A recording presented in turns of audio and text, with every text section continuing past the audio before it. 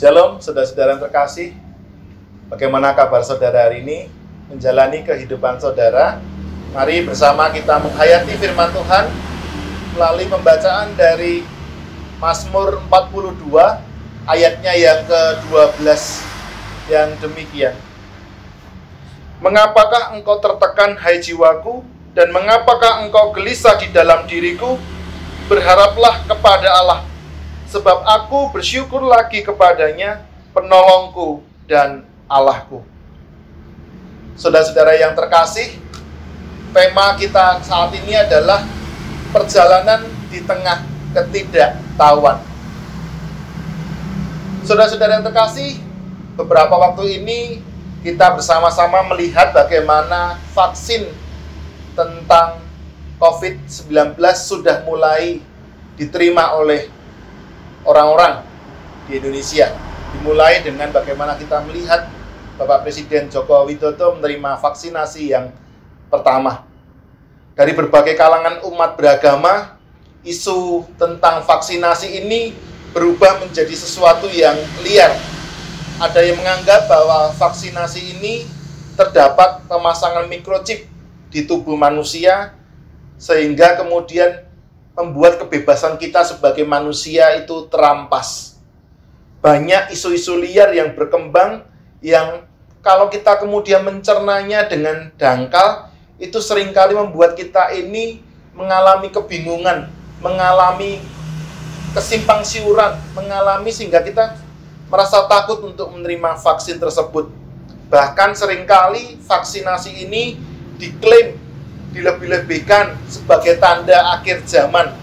Karena dalam kekristenan seringkali banyak pihak yang menggulirkan isu ini dengan adanya microchip yang mengandung kode 666 atau 666 atau yang disebut juga sebagai mark of the beast atau simbol dari setan. Jika kita mau jujur dan belajar dari sejarah, ketika terjadi bencana, kecelakaan, dan penderitaan, banyak pihak kemudian menghubung-hubungkan atau dalam bahasa Jawa sering disebut dengan otak-atik gathuk tentang peristiwa-peristiwa tersebut dengan tanda-tanda akhir zaman. Termasuk juga otak-atik gathuk ini dikaitkan dengan vaksinasi yang sekarang diterima oleh banyak orang.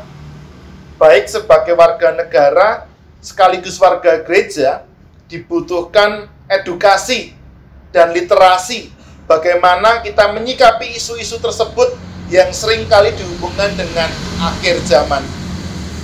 Saudara-saudara yang terkasih dalam Tuhan kita Yesus Kristus, dengan demikian, bukankah isu-isu yang ada di tengah pandemi dan bencana-bencana yang ada malah membuat semakin menyebarnya ketakutan-ketakutan bagi kita semuanya?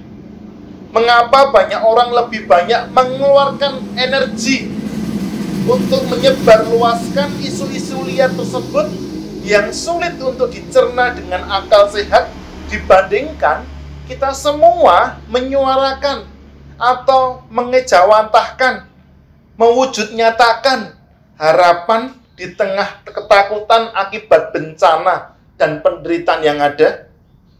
Bukankah yang namanya akhir zaman itu adalah misteri kehidupan? Tetapi mengapa kita seringkali lebih antusias melihat dan bahkan mengkhawatirkan apa yang akan terjadi di masa depan daripada, menurut saya ini yang lebih penting adalah kita itu merawat kehidupan kita di saat ini dan di hari ini.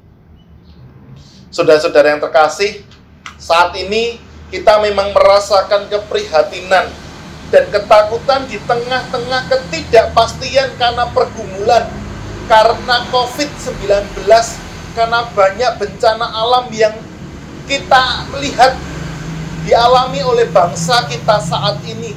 Ada banyak penderitaan yang terjadi di sekeliling kehidupan kita, bahkan yang kita alami saat ini. Demikian juga yang dialami oleh pemazmur ketika itu dalam bacaan kita di dalam Mazmur 42 ayatnya yang ke-12.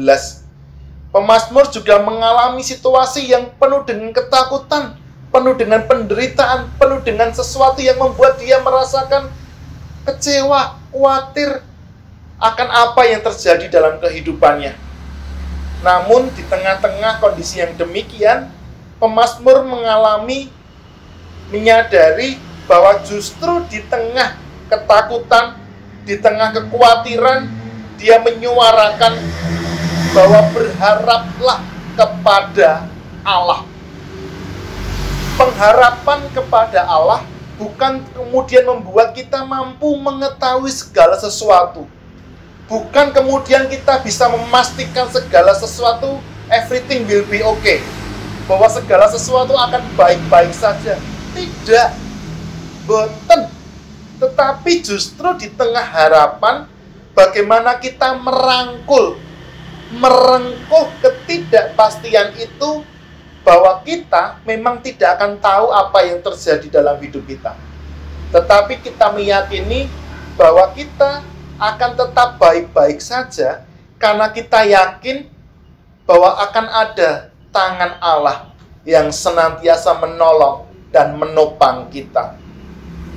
Bukan dengan ketika kita tidak tahu akan apa yang terjadi, kemudian kita menjadi apatis dan kemudian melarikan diri dari permasalahan yang kita hadapi, tidak. Tetapi dengan pengharapan yang kita miliki, kita menaruh keyakinan, menaruh bahwa hidup kita akan ditolong, ditopang oleh Allah.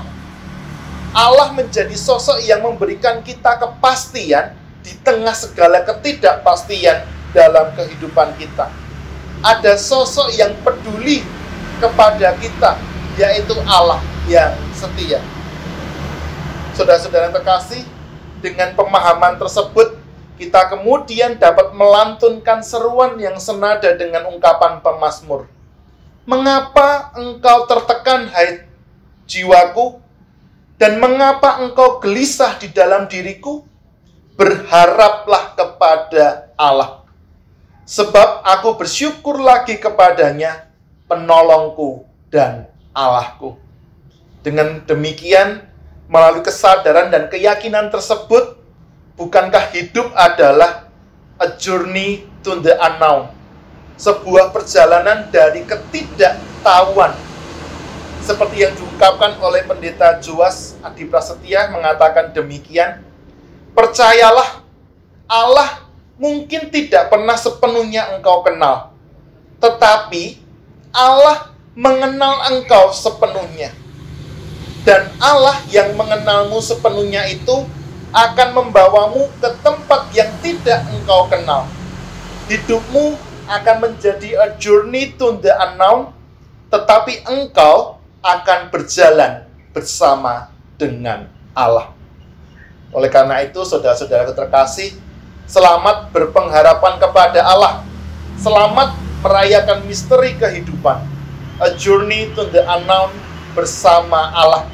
Dan hadirkanlah pengharapan kita ini bersama saudara-saudara kita yang lain, sehingga mereka yang kehilangan harapan dikuatkan dan diteguhkan kembali. Tuhan memberkati saudara-saudara sekalian. Amin. Saudara-saudara terkasih, mari kita berdoa. Ya Tuhan, kami menyadari bahwa banyak hal membuat kami kehilangan iman kami. Terutama dengan COVID-19, kami juga menemukan bagaimana bencana alam yang sering kali dan sudah terjadi di sekeliling kami, membuat kami khawatir akan apa yang terjadi dalam hidup kami. Tetapi saat ini firman-Mu menguatkan kami, pengharapan kepada Allah adalah pengharapan yang tidak pernah mengecewakan. Sehingga kami tidak perlu takut dan khawatir lagi akan apa yang akan terjadi dalam hidup kami, karena hidup kami senantiasa dipelihara oleh Tuhan. Oleh karena itu ya Tuhan, tolonglah kami untuk senantiasa berpengharapan kepada Engkau. Tuhan, tolonglah kami, dan Tuhan tolong kami. Amin. Saudara-saudara terkasih, demikianlah Gembala Menyapa edisi saat ini, dan kita akan kembali dalam Gembala Menyapa edisi berikutnya. Jangan lupa untuk subscribe, like, dan share video ini menjadi berkat bagi lebih banyak orang. Tuhan memberkati saudara sekalian. Amin.